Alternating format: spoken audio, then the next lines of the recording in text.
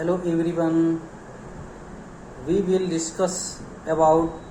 2P discussions. In this type of 2P discussions, we will discuss about convergent insufficiency and vertical deviation. अब इसका जो परिचय है, introduction है, वो in this type of disease, as a result of traumatic brain injury and post-operative complication, stroke, as well as cerebrovascular accident, and a combination of disruptions in the versions and accommodation system. अभी इस type का जो therapy होता है, उसका जो sign और symptom होती है, उसमें deficiency focusing during near task,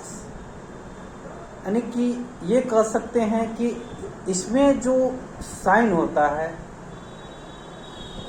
उसमें होता क्या है कि हमको नज़दीक की कोई भी चीज़ देखने में प्रॉब्लम क्रिएट होती है, और इसका जो सिम्टम होता है वो पेशेंट बार बार ये कंप्लेन करता है कि उसके सर में दर्द हो रहा है, आई स्ट्रेन, आँख में खिंचाव टाइप हो रहा है, ब्लरिंग ऑफ विजन, धुल्ला दिख रहा है, डिप्लोपिया, उसमें उसको कोई भी सब्जेक्ट एक ही सब्जेक्ट दो दिख रहा है, लॉस ऑफ प्लेस या लॉस ऑफ विजन भी उसको बोलते हैं, या स्लीपनेस भी कंप्लेन बार बार ये करता है कि वो बार बार वो नींद में रह रहा है। अब इसका जो डायग्नोसिस होता है वो एक्सोफोरिया इन नियर, इसमें जो पेशेंट बार बार कंप्लेन करता है एक्सोफोरिया इन नियर। दूसरा इसका कंप्लेन जो डायग्नोसिस होता है वो reduce the positional fusional vergence, and third reduce the vergence facility with base out prism, third reduce the accommodative amplitudes, and fourth is reduce the monoocular and binocular accommodation facility with two diopters lenses, and fifth is decrease the stereopsis, sixth is hyperphoria at distance and near. अब जो refractive error का जो treatment होता है, mainly रूप से आप लोग जानते हैं कि कोई भी रिफ्रैक्टिव एरर का, या चाहे कन्वर्जेंस हो या डाइवर्जेंस हो, किसी भी विजन में जो थेरेपी होती है वह विजन थेरेपी का यूज करते हैं,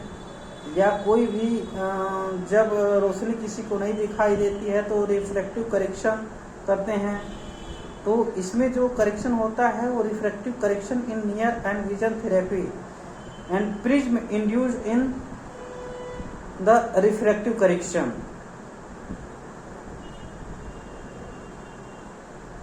जो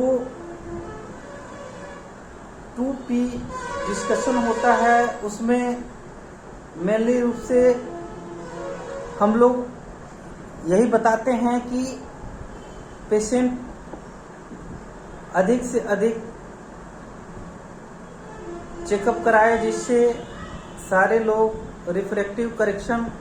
करा सकें, जिनकी आँख की रोशनी बहुत ज़्यादा खराब ना हो। और इसमें हम लोग विजन थेरेपी भी प्रयोग करते हैं, और ज़रूरत पड़ने पर प्रिज्म इंड्यूस का प्रयोग भी करते हैं, और उसको रिफ्रैक्टिव करेक्शन के लिए ही यूज किया जाता है। ओके, धन्यवाद।